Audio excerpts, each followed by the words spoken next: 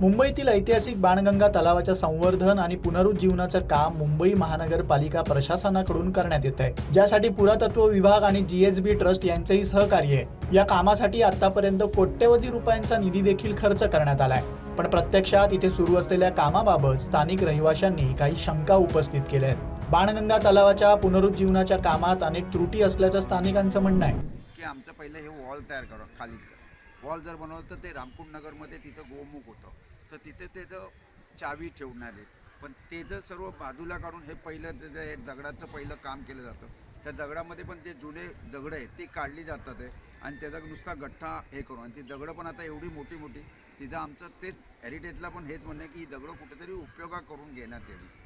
आणि आता ही बाणगंगा नसेल अजून तुम्ही बघा, ही घाणगंगा झाली, सर्वीकडे कचरा आणि हे ते, इथे देखरेखीसाठी काहीच होत नाही। या संदर्भात आम्ही गोट सारवतो बामण टेम्पलचं यांना वारंवार आम्ही SMS पण करत आहोत आणि त्यांना सांगत पण आहोत की आपण एखादी इथं स्थानिक लोक, हेरिटेज, मनपा, आर्किटेक्ट याची एकत्रित मीटिंग लावण्यात यावी। बाणगंगा तलावाच्या पुनरुज्जीवनाचं काम या जागेवरील ऐतिहासिक महत्त्व असलेल्या दगडांना न हलवता करण्यात येईल असं सांगितलं गेलं होतं, पण येथील पायऱ्यांवरचे दगड अनेक दिवसांपासून तसेच काढून ठेवले गेलेत आणि त्याकडे दुर्लक्ष होत असल्याचा आरोप शिर्के यांनी केलाय। कचऱ्याच्या भावामध्ये घेऊन जातात आणि विकतच घेतली जातात, हे कोण कंत्राटदारच तो विकला जातो आणि कॉन्ट्रॅक्टरच दुसऱ्याला विकून देत असतो। बाणगंगेचा भाग मनपाच्या डी प्रभाग कार्यालयाअंतर्गत येतो। या संदर्भात वॉर्ड कार्यालयात विचारणा केली असता बाणगंगा तलावाचं काम थांबलेलं नाही, ते सुरूच आहे। स्थानिकांच्या मागणीचाही विचार करण्यात येत आहे असं सांगितलं गेलं।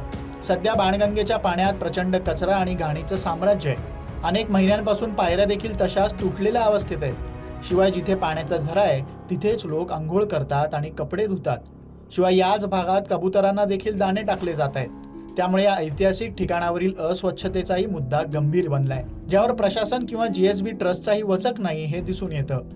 त्यामुळे बाणगंगेच्या पुनरुज्जीवनाचं काम भविष्यात होईलही, पण इथल्या अस्वच्छतेवरही तातडीनं पावलं उचलणं गरजेचं आहे। लोकमत मुंबईसाठी निधी पेडणेकरचा रिपोर्ट।